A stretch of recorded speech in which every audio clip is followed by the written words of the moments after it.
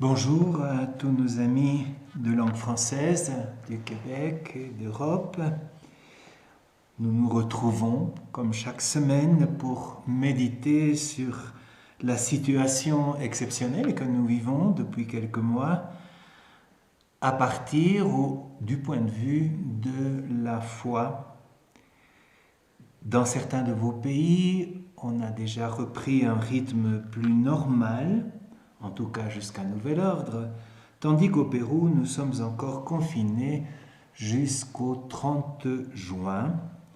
Et après cela, c'est l'aventure et l'incertitude, puisque le nombre de contagions et de morts n'a pas l'air de diminuer, malheureusement, dans notre pays. Et donc, ma réflexion va porter justement sur l'interpellation de ce que nous sommes en train de vivre. Je vais nous inviter à regarder la mort face à face. Nous n'en avons guère l'habitude, nous fuyons de cette interpellation de la mort, et pourtant je crois que c'est une expérience spirituelle fondamentale du point de vue de la foi. Vous savez que j'aime l'opéra, je vous l'ai déjà dit, et donc je vais mettre un petit titre suggestif qui est tiré d'un aria de Carmen de Bizet. Vous vous souvenez peut-être, ceux qui connaissent l'œuvre, d'un moment où Carmen, avec ses amis, lit les cartes, essaye d'interpréter les cartes et termine toujours sur la mort. La mort, toujours la mort. Ce sera le titre, non pas macabre, mais interpellant, je l'espère, de cette petite réflexion. Indéniablement, la mort pour le moment est le personnage central de notre histoire. Personnage central et en même temps conflictuel dans ce temps complexe que nous vivons. On nous dit par exemple qu'il y a plus de 300 000 morts victimes au niveau mondial de cette pandémie. Et tout le monde lève les bras aux cieux. En 3 mois, plus de 300 000 morts. Mais on nous dit aussi, on l'a oublié je crois, que la guerre de Syrie en 3 ans a elle aussi fait plus de 300 000 morts dans un seul petit pays.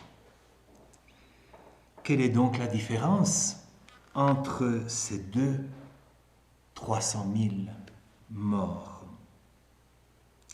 La différence, elle est entre la mort qui nous est imposée, qui vient sur nous sans demander la permission, sans frapper à la porte, qui ne prévient pas et qui, avec des nuances, touche tout le monde entier, et touche aussi toutes les catégories de personnes, d'êtres humains, même si, il faut bien le dire, les pauvres sont plus victimes que les riches, puisque cette pandémie a des conséquences directes sur leur survie.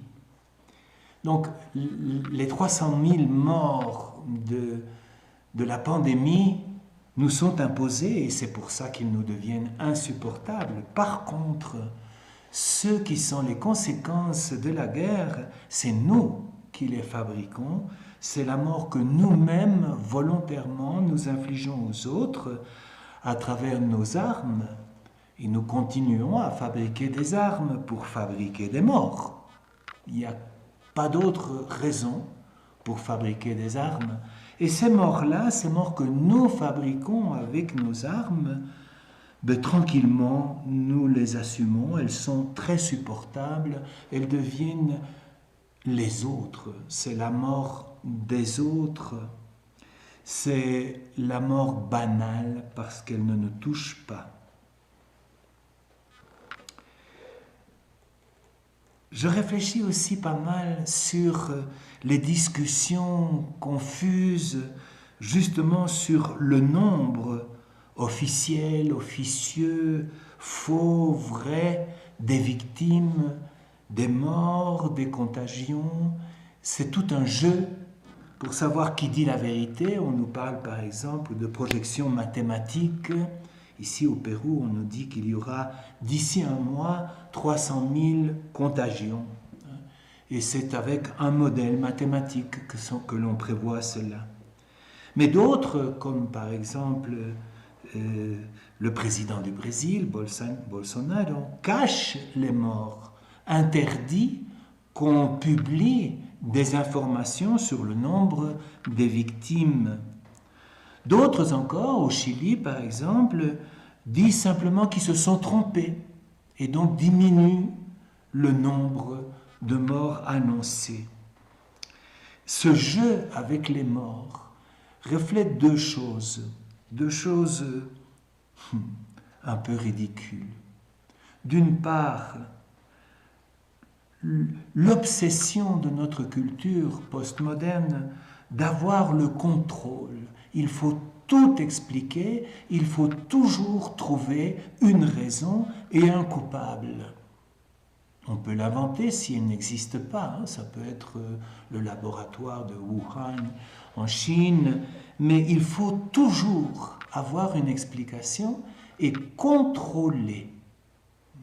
Donc ça, c'est le premier acte ridicule. Et dans cette discussion, cette confusion digne des rabbins de l'Antiquité, ce qui apparaît évidemment, c'est que les choses importantes de la vie sont absolument incontrôlables.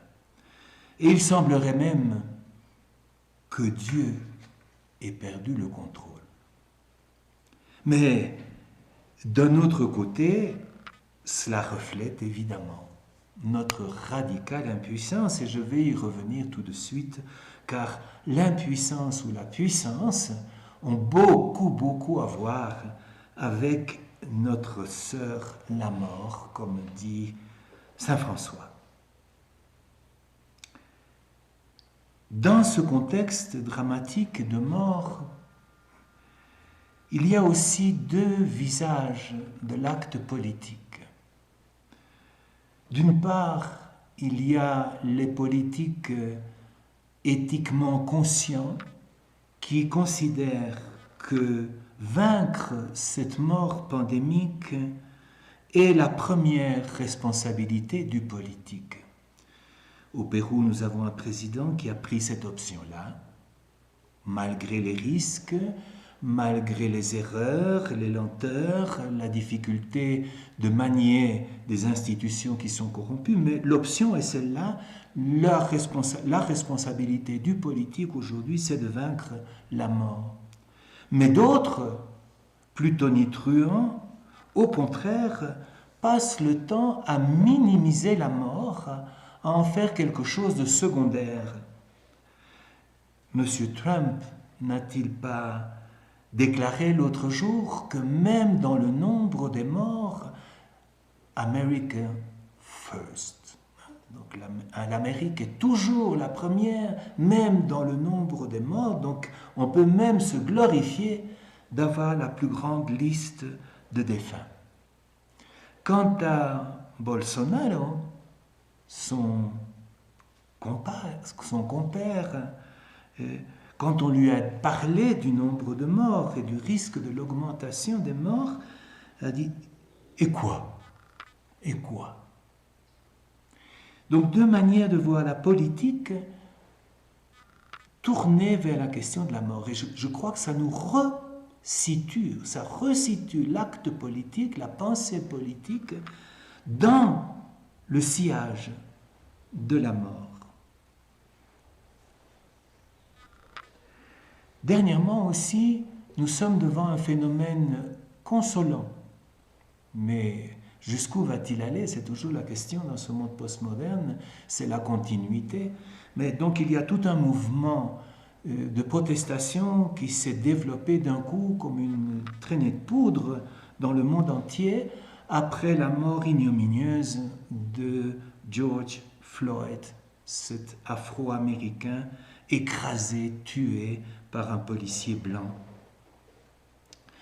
Un seul mort, une seule mort ignominieuse est insupportable. De nouveau, ce mort, cette personne, cette mort-là, elle est devenue centrale au milieu de nous. Donc des milliers de morts, banalité ou insupportable, un seul mort. Donc on est devant vraiment un théâtre de la mort.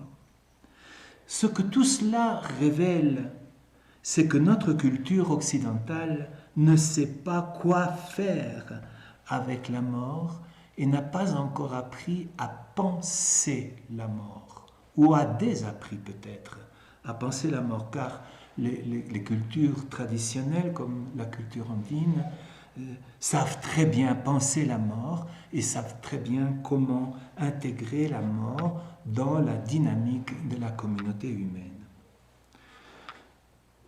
Donc, la pandémie remet la mort au centre de nos préoccupations et nous révèle curieusement, non pas curieusement, cruellement, notre conflit de puissance. C'est ça qui est là en jeu dans toutes ces contradictions à propos des morts. Nous ne savons pas quoi faire avec la mort parce que nous sommes en débat, en conflit ouvert de puissance avec la mort. Fabriquer la mort, ce n'est pas un problème, puisque le commerce des armes a besoin de la mort. Je reviens à ça, le pape insiste beaucoup sur le fait que le commerce des armes est vraiment une entreprise de mort, mais ce sont des morts dont nous sommes, nous, les responsables, c'est-à-dire nous fabriquons des morts. Tuer ne nous fait pas problème parce que c'est lié à notre obsession de pouvoir et de puissance. Mais quand la mort n'est pas le fruit de notre puissance, alors nous sommes perdus et nous essayons même de l'oublier, de l'effacer, de la mettre à distance. Ma question depuis très longtemps est plus profonde encore. Est-ce que la mort existe? Est-ce que vraiment la mort existe? Je crois que c'est ça la perversion, c'est d'avoir fait de la mort une réalité en dehors de nous. La mort, c'est l'autre, et alors ça n'a pas d'importance. Ou alors, la mort serait une réalité qui s'impose à moi de l'extérieur et dont le rôle est de perturber tous mes plans et de mettre en échec et mat ma prétention de puissance. La mort n'existe pas, je n'ai jamais vu la mort. Je n'ai jamais vu la mort et je ne la verrai jamais. Il n'y a pas de mort. Ce qui existe, c'est notre réalité humaine, ma vie mortelle. Ma vie mortelle. La mortalité. Et le problème fondamental par rapport à la mort, c'est que nous croyons ou nous voulons immortels. Immortels. Et donc, nous excluons la mort de notre propre réalité sociale et de notre propre réalité philosophique, personnelle, économique. Tout se fait comme si nous étions immortels. Or, la seule certitude que nous ayons, la seule certitude que nous ayons tous ensemble, toute l'humanité ensemble, c'est notre mortalité, c'est que nous sommes mortels. Sur ce plan-là, il n'y a aucun doute. Sur tout le reste, tout est point d'interrogation, tout est doute. Je ne sais pas si demain, si je vais réussir, si mes relations vont continuer à être des relations de joie, d'amour, ou s'il va y avoir un conflit qui va les rompre et les faire échouer. Tout est doute, tout est hypothétique dans la vie humaine, sauf la mortalité.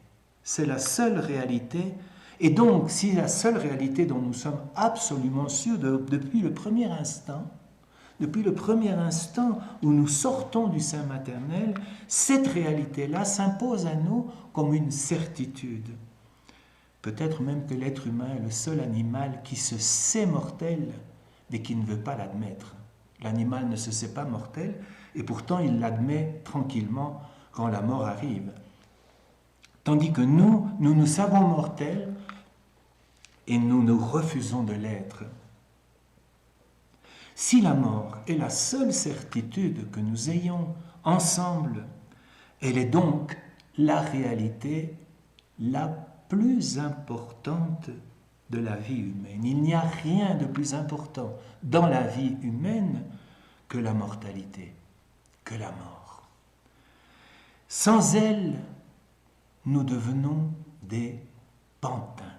Si nous faisons semblant d'être immortels, et nous avons toutes sortes de trucs pour nous rendre immortels, et nous devenons ridicules. Tout notre effort, en espagnol on dit les malabares, tous les trucs, tous les subterfuges que nous inventons pour éviter de nous confronter avec notre mortalité sont risibles, vraiment risibles, absurdes.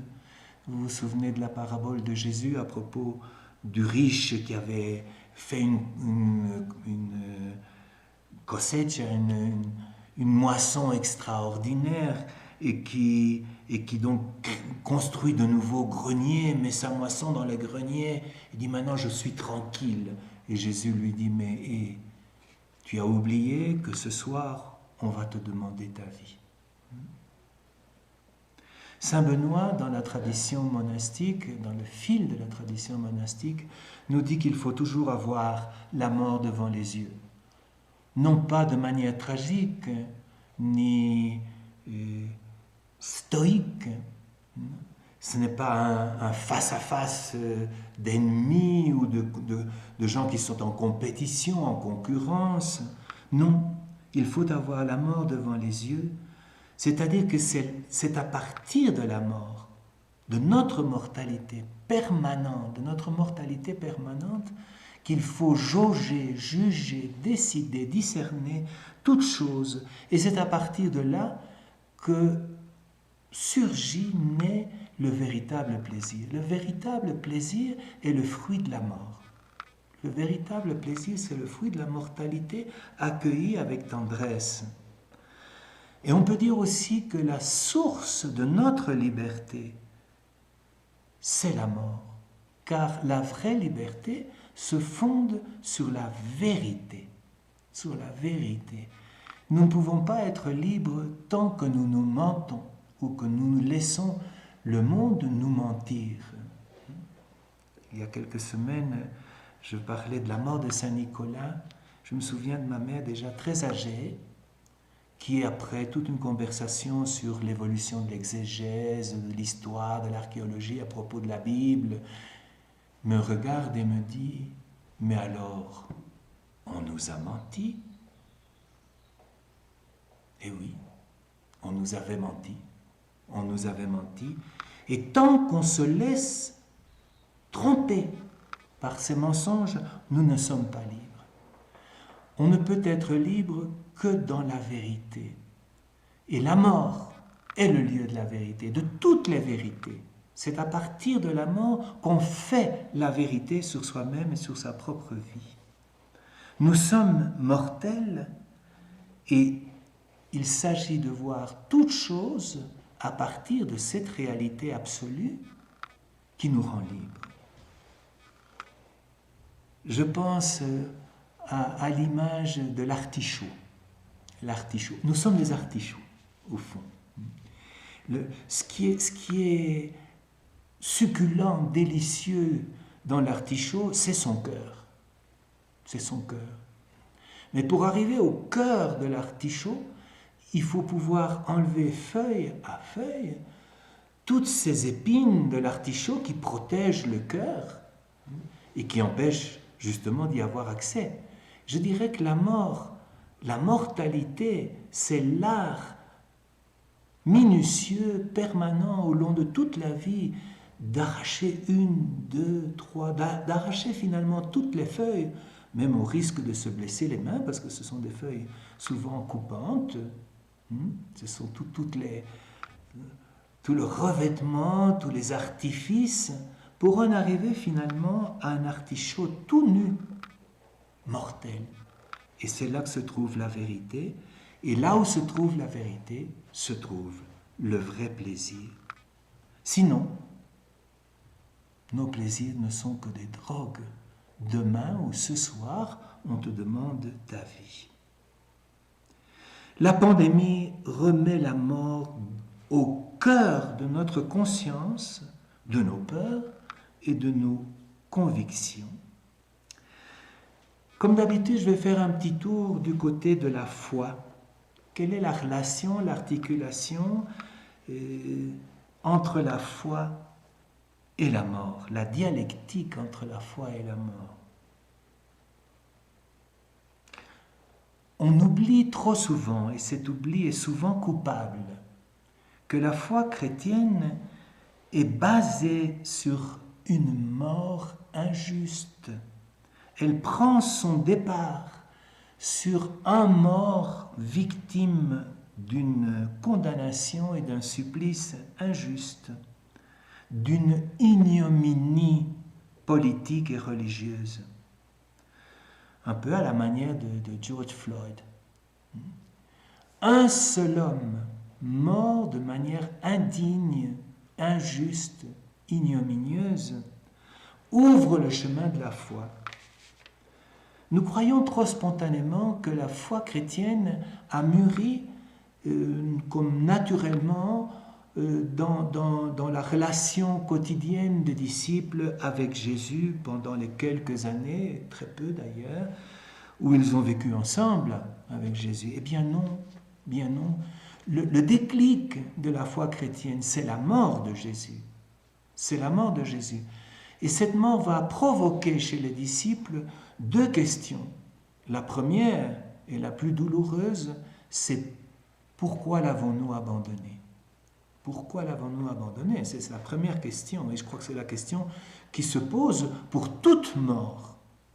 Pourquoi l'avons-nous abandonné? Mais dans un second moment, la communauté, et ça va être tout le temps pascal justement, tout le temps de la communauté au Cénacle, la seconde question qu'ils vont se poser, mais quel sens a cette mort? Est-ce qu'elle est absurde dans son ignominie? Est-ce que nous allons rester coupables jusqu'à la fin des temps? Ou bien est-ce que cette mort ouvre un sens nouveau? Et ils vont recommencer à lire alors l'expérience qu'ils ont eue avec Jésus pendant ces quelques années. Ils vont la relire à partir de la mort. Et c'est la mort de Jésus qui permet la relecture de sa vie, qui ouvre alors les perspectives eschatologiques de la foi, la résurrection, tout ce qui est devant. Tout ce qui est devant.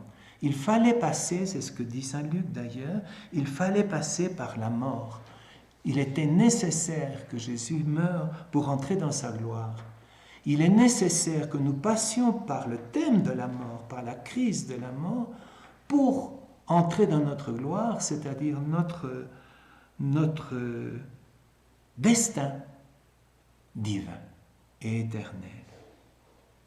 Ici, je voudrais faire une petite distinction entre deux expériences. En français, il n'y a pas vraiment il n'y a pas de mots malheureusement, mais en espagnol, oui. Il y a le luto et le duelo. Pour nous, il n'y a qu'un seul mot, si je ne me trompe. Si vous avez une autre traduction, ça me serait utile. Mais je crois qu'en français, on ne parle que de deuil. Mais il y a deux moments dans le deuil. Il y a le luto, en espagnol, c'est-à-dire le moment de la résistance, de la négation, de la tristesse incommensurable, de la dépression, de ne pas pouvoir supporter la mort de l'autre et l'absence. Ici, dans la culture andine, les gens s'habillent de noir, bien sûr, pendant 3 ans. C'est ce qu'on appelle le luto, c'est la lamentation sur la mort. Comme Marie, dont nous avions parlé il y a quelques semaines, si je ne me trompe, Marie au tombeau, qui cherche le cadavre pour le récupérer et pleurer sur lui. Pendant ces 3 ans, dans la culture andine, chaque année, le 1er novembre, le soir, les familles construisent un petit hôtel, ils mettent la nourriture que le défunt aimait pour qu'il puisse venir et manger ce qu'il aimait, l'alcool qui lui faisait plaisir, sa photo. Et puis les gens du village viennent faire le luto, le deuil avec la famille. Mais après 3 ans, la dernière fois qu'on va célébrer la messe pour le défunt, c'est fini, il est parti. On ne va plus le faire revenir par des rites, mais au contraire, la famille, en sortant de l'église, enlève ses vêtements noirs, et en dessous de ces vêtements noirs, ils ont des vêtements de fête. L'homme est habillé de blanc et la femme de rouge, et ils se mettent à danser. Et ça, c'est le duello. Le deuil, dans sa deuxième partie, c'est la capacité de rendre le défunt à sa réalité de défunt, de dire au revoir au défunt et de recueillir sa mémoire, d'en faire un mémorial pour une action nouvelle, pour une nouvelle vie. Jésus dit à Marie-Madeleine, cours vers les disciples et dis-leur la bonne nouvelle. Eh bien, je crois que ce passage du luto al duello, du deuil de la négation de la mort au deuil de la permission de la mort, qui ouvre sur la vie nouvelle, c'est ça l'expérience de la résurrection. C'est un processus qui va de la négation au consentement et à la libération créative. Je pense à tous ces cadavres entassés pendant la pandémie et qui ont dû être incinérés de manière pratiquement clandestine, sans leur famille. On n'a pas pu faire le luto, la première étape du deuil. Et donc ça va être difficile d'arriver au duello, la seconde étape libératrice de l'expérience de la mort. Je termine en essayant de récupérer ce que j'appellerais notre identité baptismale.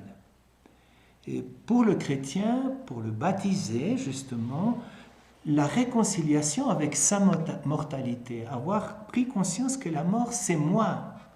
En espagnol, les jeunes ont une expression typique qui dit, quand quelqu'un est un type sympathique, intéressant, étonnant, on dit « es la muerte », il est la mort. Mais ça exprime un peu de manière drôle, de manière un peu drôle, combien la mort c'est nous, c'est notre trésor. Ne me volez pas ma mort, disait ma mère encore une fois, ne me volez pas ma mort, c'est là que je m'attends. Donc la mort comme la partie la plus précieuse, le trésor de notre vie. Et nous chrétiens, nous disons cela en termes sacramentels. Le baptême, être baptisé, on est baptisé dans la mort du Christ. On oublie cela, parce que souvent on insiste d'abord sur la résurrection, la vie, la nouvelle naissance, mais on oublie de dire que d'abord on est baptisé dans la mort.